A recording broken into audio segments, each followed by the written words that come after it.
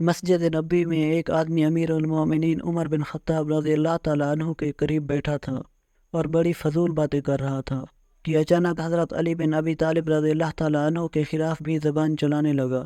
اس پر حضرت عمر رضی اللہ تعالیٰ عنہ کو غصہ آیا اور آپ نے نبی کریم صلی اللہ علیہ وسلم کے روضہ مبارک کی جانب اشارہ کیا اور اس آدمی سے سخت لہجے میں فرمایا کہ کیا تم ان صاحب قبر کو جانتے ہو؟ اس نے ہنس کر کہا کہ ہاں، کیوں نہیں، یہ نبی صلی اللہ علیہ وسلم ہیں جن کا نام محمد بن عبداللہ بن عبد المطلب ہے۔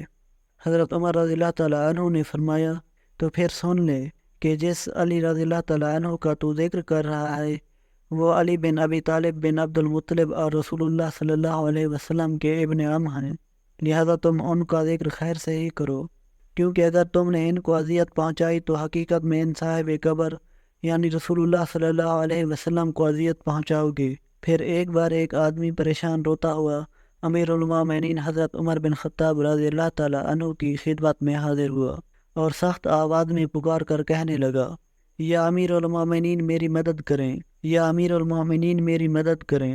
حضرت عمر رضی اللہ تعالیٰ عنہ نے حیرانگی سے پوچھا، ارے کس کے خلاف تیری مدد کروں؟ اس آدمی نے حضرت علی رضی اللہ تعالیٰ عنہ کو اپنی نظر کا نشانہ بناتے ہوئے کہا، اس آدمی کے خلاف جو آپ کے سامنے بیٹھا ہوا ہے۔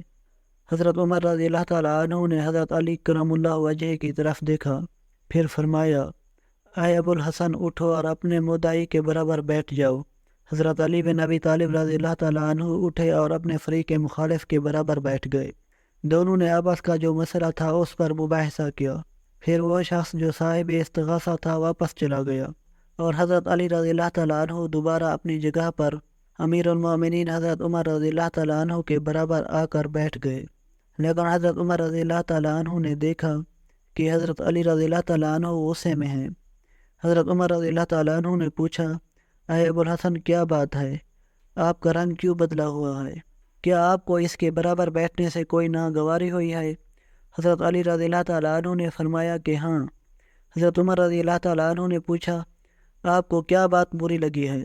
حضرت علی رضی اللہ تعالیٰ عنہ نے فرمایا کہ آپ نے مجھے میرے مخالف فریق کی موجودگی میں میری کنیت سے یاد کیا اور فرمایا کہ اے ابو الحسن اٹھو۔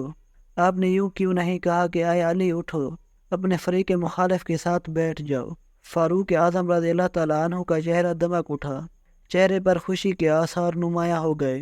حضرت علی رضی اللہ تعالیٰ عنہ کو گلے لگایا اور یہ کہتے ہوئے ان کو بوسہ دینے لگے، میرے باپ تم پر فدا ہوں، تمہاری وجہ سے ہی اللہ تعالیٰ نے ہمیں ہدایت عطا فرمائی اور تمہاری وجہ سے ہی اللہ تعالیٰ نے ہم کو اندھیروں سے نکال کر روشنی عطا فرمائی۔ ناظرین، اگر ویڈیو پسند آئی ہو تو اسے لائک کر دیں اور چینل کو ضرور سبسکرائب کر دیں۔ شکریہ۔